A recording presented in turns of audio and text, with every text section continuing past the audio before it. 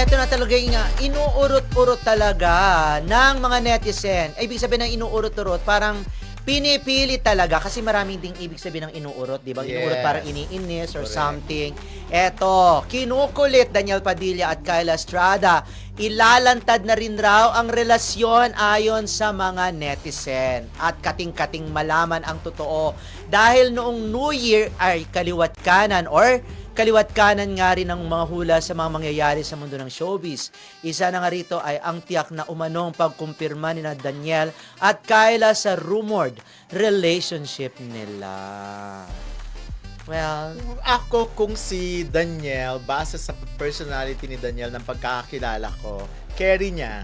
Hindi siya yung marami siyang pasikot-sikot. Kaya lang siguro nung at that time na ini-interview siya, wala pang masyadong klaro. Pero ngayon namang lumalabas na sila, si Daniel kasi hindi naman siya hindi siya yung parang showbiz na papaligoy-ligoy, hindi katulad ng mga artista, papaikutin yung mga reporter. Siya parang caring niyang sagutin, kung jowa-jowa, ganun lang. Pero carry niya rin hindi niya sagutin. Parang katulad yung sinabi niya, 'di ba, dun sa isang reporter sa reporter sa iba. Hindi pa nga masyadong klaro nung time na yun. Pero ngayong nakikita na sila together, lumalabas na.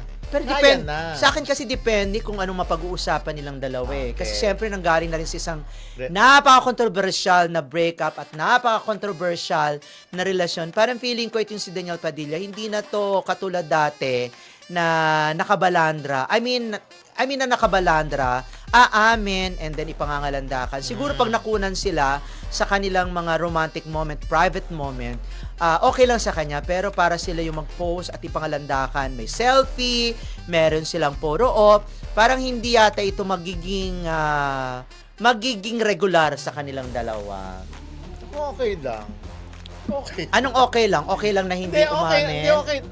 Kaya si Daniel kasi parang gano'n ang tingin ko eh. Walang mga masyadong pa-eklat. Yung parang Robin Padilla na lahat aaminin. Parang gano'n ang dating ng Wag lang pakialaman si Daniel ng mga, halimbawa ng mga manager o mga nagpapalakan sa career. Kasi gano'n eh. Pero si Robin kasi noon, lahat jowa. Pag sinabi mo ang anak niya yung isa, aaminin niya, di ba? Kaya na iba kasi ang sitwasyon noon parang wala naman social media. So, katon yan, puro magazine lang, TV show, mga talk show, at mga dyaryo lang, di ba? Ganon, hindi katulad ng social media. Hindi sila nababanatan. Nababanatan lang sila sa mga panulat, kumbaga sa mga editorial, mga ganyan, sa mga balibalita. Pero kasi ngayon kahit sino pwede na silang laitin eh. Pwede nang, di ba, bastusin. Pero kung ako naman ang babae, ba't parang hirap na hirap aminin yung lalaki sa relasyon? Dapat ganun. Aminin ng lalaki. Dapat pumayag mo na si Kyla kung okay sa kanya. Kung si Kyla okay na. 'Di ba? Kung si Kyla okay, siguro for sure yan si Daniela amin. Siyempre, it takes two to tango eh. Parang ganyan sinasabi na gano'n na siyempre respetuhan, hindi ka na pwedeng ako lang yung magdidesisyon, dapat ikaw. No, naman ganun talaga.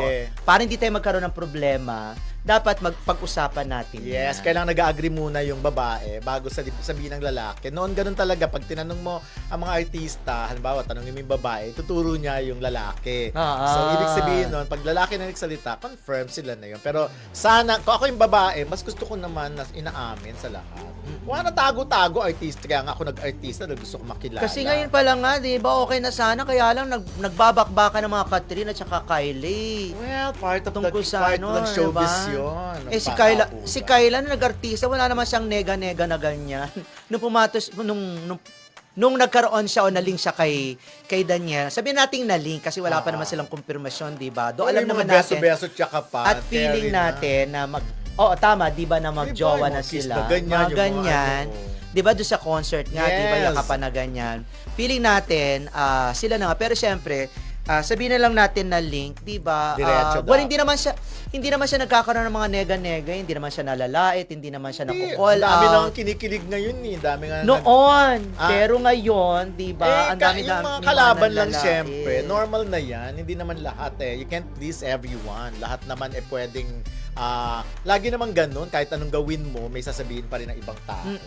Ang importante, masaya kayo. Ikaw siguro, tinatago mo yung feelings mo dahil sa ayaw mong may maapektuhan na ibang tao. Kasi dati nakalantad na yung love life ko eh. So, anong nangyari?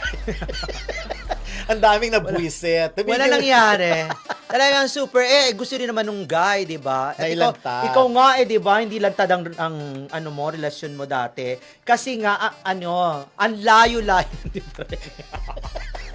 Ako kahit ganito kami, ano ba yan, kahit ganito yung aming height, carry lang. Wala akong Fight! masasabi sa ganyan.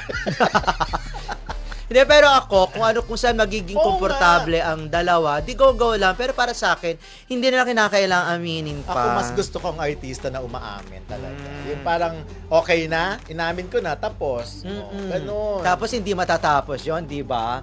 Kulit sa mga susunod. Kulit ulit inamin. ng mga netizen at ng mga reporter. Oo. Oh.